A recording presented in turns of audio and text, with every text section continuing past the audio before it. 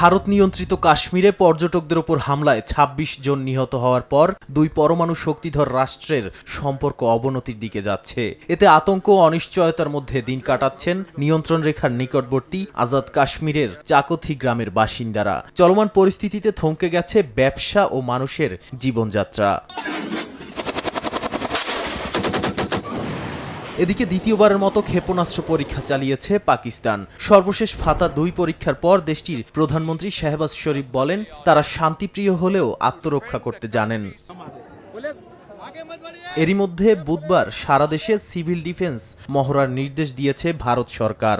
এতে থাকবে air raid siren, blackout, camouflage training ও জরুরি রিহার্সেল। মোদি প্রশাসন যুদ্ধের জন্য জনগণকেও প্রস্তুত করছে বলে মনে করছেন বিশ্লেষকরা।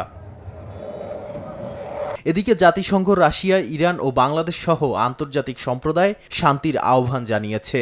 জাতিসংঘ মহাসচিব বলেছেন, এখনই সর্বোচ্চ সংযম দেখানোর সময়। অন্যদিকে বিশ্লেষকরা বলছেন, এই উত্তেজনা পাকিস্তানের অর্থনৈতিক পুনরুদ্ধারকে থামিয়ে দিতে পারে।